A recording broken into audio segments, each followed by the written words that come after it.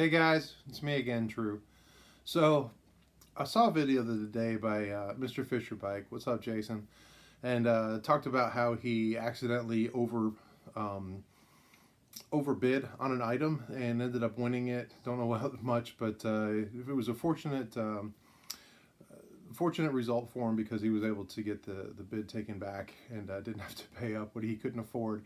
And it got me to thinking about a story. But I want to talk about an autograph that I ended up purchasing accidentally.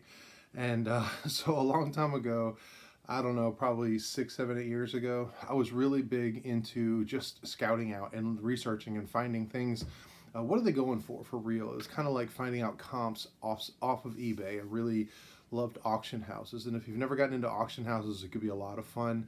It'd be a lot of fun to just to see what they have, different items, what they go for. It's just kind of a sit back and watch thing because most of the stuff I could never afford anyway. Well, my collecting budget, if I haven't ever mentioned it, is basically zero, and it's all good. I'm good. I'm thankful for what I have, and the people that are around. But anyway, back at this point, I was watching auction houses, and what I would do is because I had so many different auction houses coming up and different auctions happening, when a item that I thought was cool would come up, I would put a minimum bid on it. And the reason I put a minimum bid is then I'm in their system, and then honestly, whatever it is, 4 weeks later, or 6 weeks later, or 3 weeks later, or whatever, as the auction was dying off, it would send me email reminders like, "Hey, don't forget, do you want to up your bid? You've been outbid," and all this other stuff. And I never, was the minimum bid is the minimum bid, and especially for some of the stuff that I had was looking at. So anyway, you kind of already probably know where this story is going to head, but so I had put a bunch of minimum bid in on some auction house. I don't remember what it was, on some autographs of a specific player. I just wanted to kind of see where he was going, and the minimum bids were pretty low compared to what I knew it would sell for, so not a big deal. Well, sure enough, coming up, do you want to up your bid just in case, da da da, you're still winning? And I'm like, how am I still winning this auction? Like this, there's no way.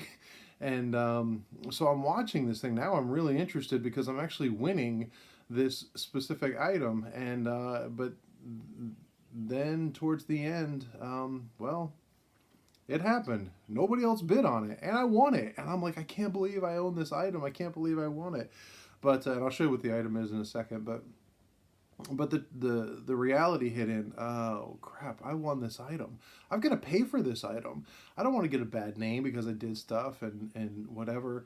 And so I'll show you what the item is first. I'll even tell you how much I won it for.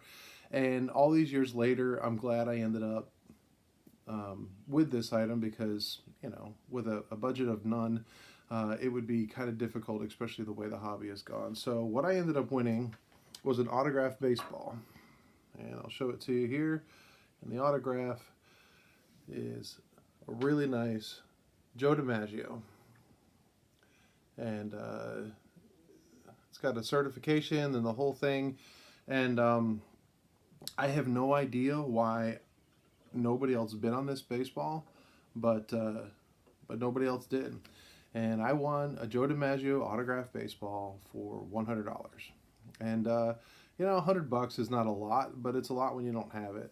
And then I had to do the ultimate walk of shame kind of thing. I had to go tell my wife, honey, I made a boo boo. And so I told her, and I haven't talked much about my wife, but boy, she supports this collection. But she's also, pretty firmly grounded in reality too. And I said, so I did this, and I came clean. I put bids on. I've done this for a while, and for some reason or another, nobody bid, and I won it. And she said, "Well, go find something worth $100 to sell because that's all I could do." So I actually went through and found some smaller stuff and ended up selling it off and got the money and paid for the ball. But so in the end, it's all good. It basically, like, I traded this small stuff for an autographed DiMaggio baseball.